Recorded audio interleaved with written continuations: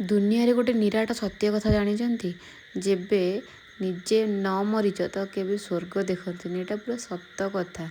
କାହିଁକି ନା ଏବେ ଯେତେବେଳେ ମୁଁ ମାଆ ହେଇସାରିଛି ସେତେବେଳେ ମୁଁ ଜାଣିପାରୁଛି କି ଗୋଟେ ମାଆର ଭ୍ୟାଲ୍ୟୁ କ'ଣ ଲାଇଫ୍ରେ। ତ ଆମେମାନେ ମାଆକୁ କେତେ କଷ୍ଟ ଦେଇଥିବେ, କେତେ ହଇରାଣ କରିଥିବେ, ମାନେ ଅଜାଣତରେ, ଜାଣତରେ ତ ନୁହଁ, ଅଜାଣତ କଥା ମୁଁ କହୁଛି। ବହୁତ ଜିଦ୍ଦି କରିଥିବେ, ଏଇଟା ଖାଇବି ସେଇଟା ଖାଇବି, ବହୁତ ସାରା ଝିଞ୍ଝଟ ତାଙ୍କୁ ମାନେ କରିଥିବେ, ବହୁତ କଷ୍ଟ ସେସବୁ ଜିନିଷ। ଯେତେବେଳେ ମାଆ ହେଇସାରିছে ନା ସବୁ ଜିନିଷ ଜଣାପଡ଼ୁଛି। ହଉ ଛାଡ଼ନ୍ତୁ ସେଇ ଇମୋସନାଲ୍ ଜିନିଷ ଆଉ ମୁଁ କହିବିନି, କାହିଁକିନା ବହୁତ ମନେ ପଡ଼ିଗଲା ବୋଉ କଥା ସବୁ।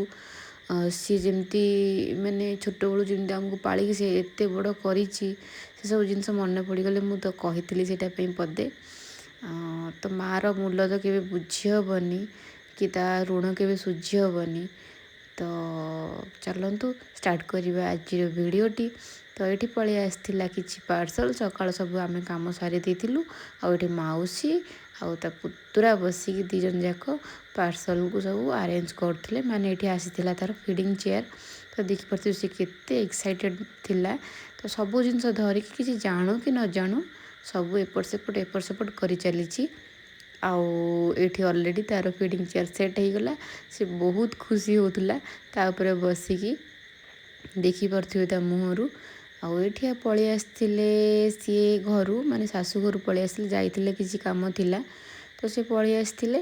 ଆଉ ଏଇଠି ଆଣିକି ଆସିଥିଲେ ଚିଙ୍ଗୁଡ଼ି ଆଉ କଙ୍କଡ଼ା, ଯେଉଁଟାକି ମୋ ଫେଭରାଇଟ୍।